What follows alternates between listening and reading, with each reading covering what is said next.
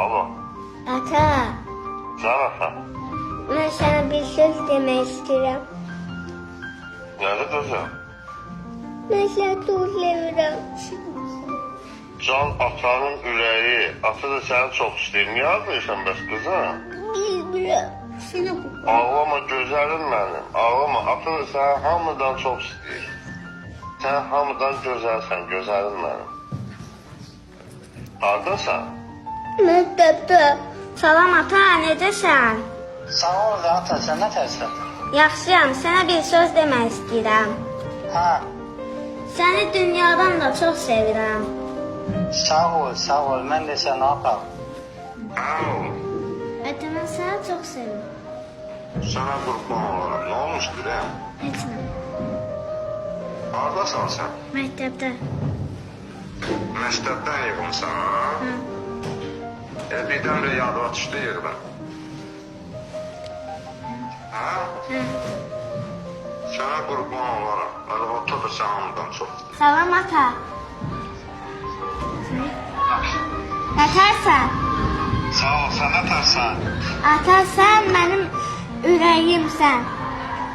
Sən də mənim ürəyimsən.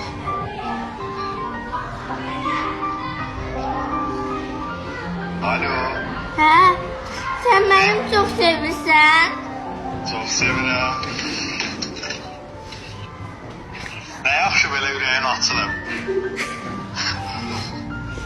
Sağ ol ata. Hə? Sağ ol. Salam papa.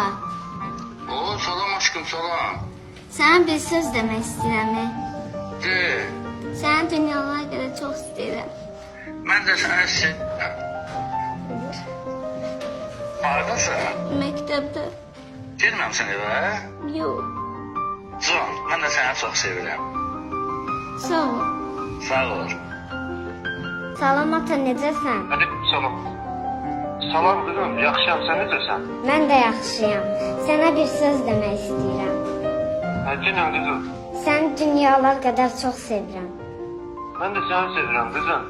Haradasan? Məktəbdə. Mən nəsə olmuşdu? Yox.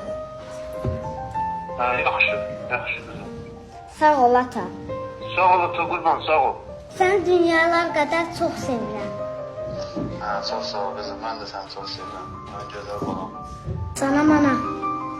Salam. Sənə bir söz demək istəyirəm. Hə, oğlum. Nədir? Səni çox istəyirəm. Hacım, mən də səni çox istəmirəm. Nə idi?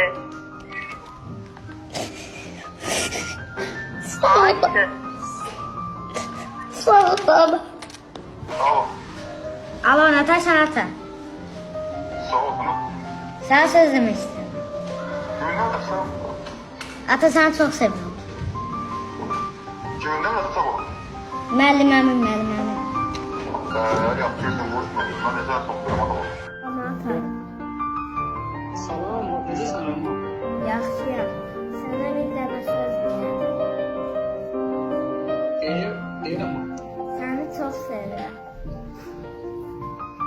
Ata da səni çox istəyir amma. Çox